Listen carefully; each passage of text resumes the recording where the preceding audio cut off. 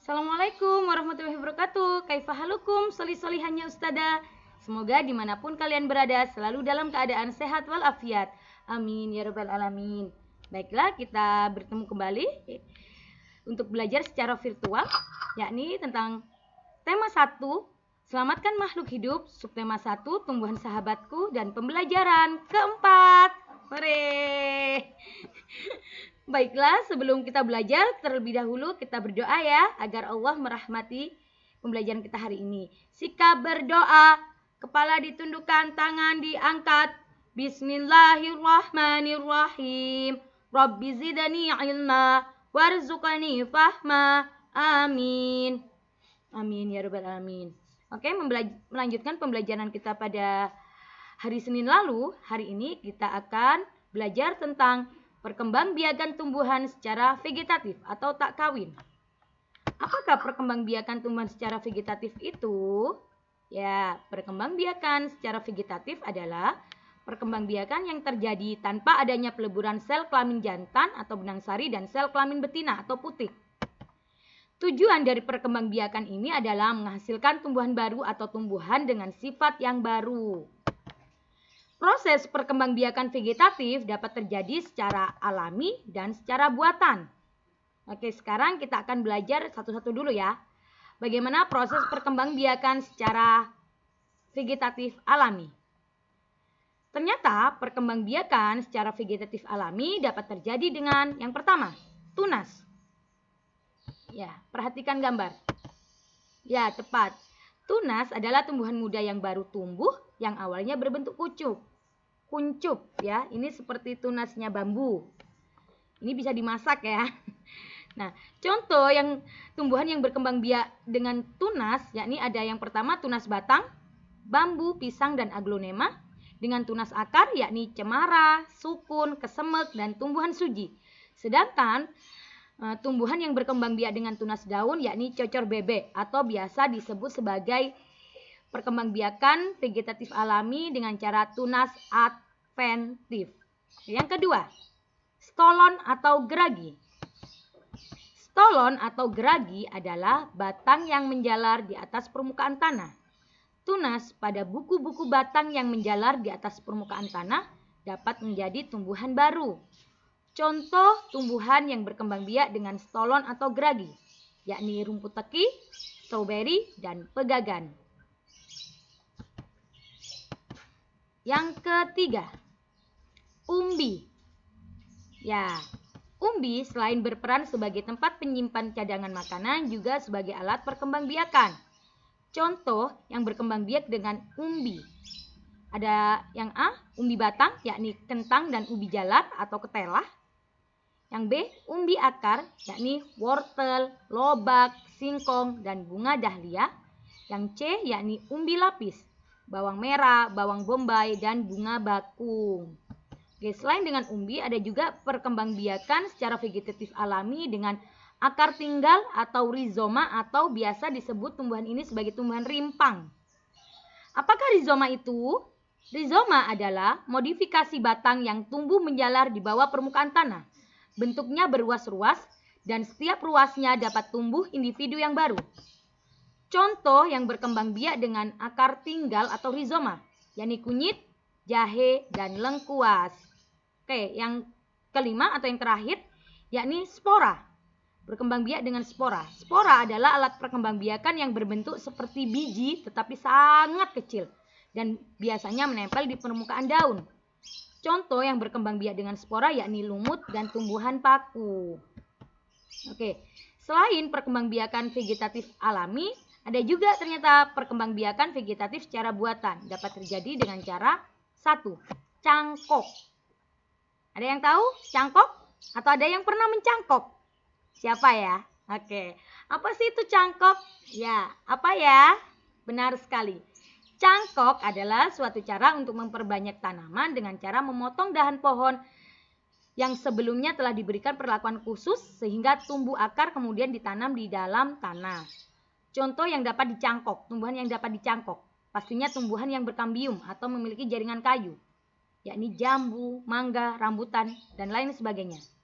Nah, bagi yang belum tahu atau belum pernah mencangkok, Ustazah akan berikan step-step atau langkah-langkah dalam mencangkok. Silakan dibaca.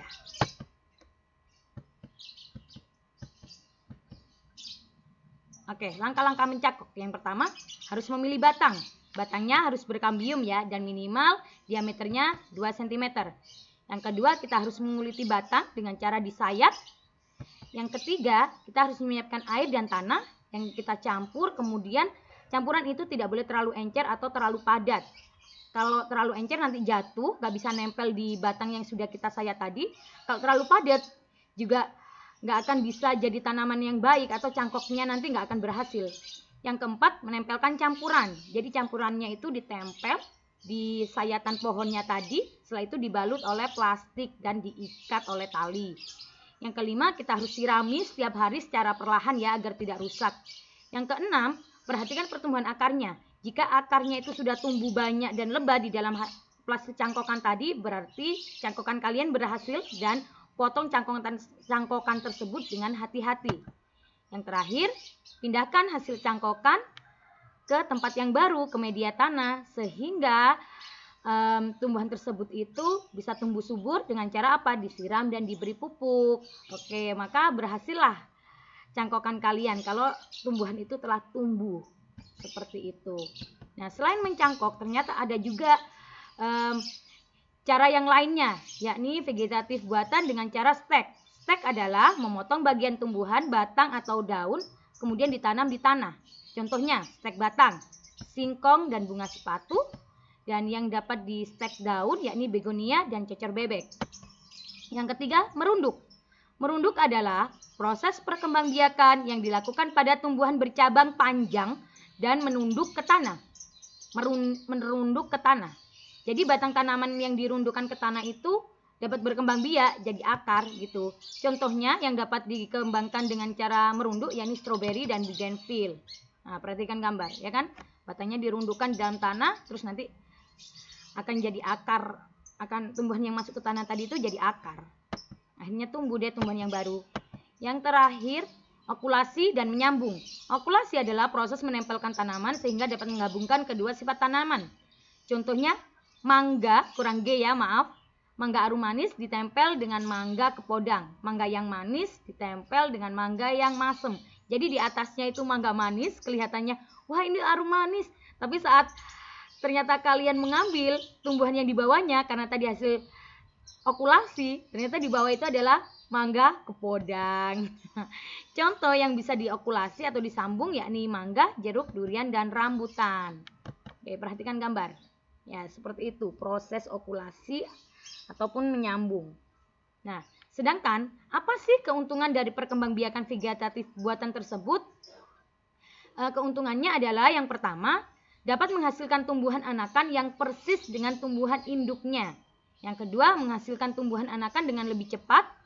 Yang ketiga, menghasilkan tumbuhan yang sulit tumbuh dari benih, seperti anggrek. Itu sulit, jadi biasanya harus ditempel ya. Ditempel di pohon yang berkambium juga, terus biasanya dikasih serabut kelapa gitu ya, supaya bisa tumbuh. Karena kalau nanam dari awal itu sulit hidup. Yang keempat, dapat mengendalikan kualitas tumbuhan asli yang dihasilkan. Jadi kalau pengen banget kualitasnya itu sama dengan pohon mangga yang kita punya misalnya. Jadi kita bisa punya pohon mangga yang kualitasnya sama tapi banyak karena dicangkok seperti itu. Mungkin itu dulu pembelajaran kita hari ini. Terima kasih bagi yang sudah menyimak. Mohon dengan sangat dicatat ya. Hal-hal yang penting di sini dicatat dan ada tugas untuk kalian di lembaran tugas kemarin, yakni salah satunya kalian Ustazah harapkan bisa melakukan mencangkok di rumah. Jadi mencangkok tumbuhan yang ada di sekitar pekarangan kalian, tentunya tumbuhan yang berkambium ya, atau jika tidak ada, mungkin bisa ke rumahnya nenek atau ke rumah tetangga yang memiliki tumbuhan berkambium dan minta izin untuk melakukan pencangkokan, karena Ustazah harapkan kalian semua dapat mendapatkan pengalaman bagaimana sih mencangkok itu seperti itu. Apabila ada kesulitan nanti silakan diinformasikan kepada Ustazah. Mungkin sekian dulu pembelajaran kita hari ini, lebih dan kurangnya Ustazah mohon maaf. Apabila ada kebaikan, semua itu berasal dari Allah Subhanahu wa taala.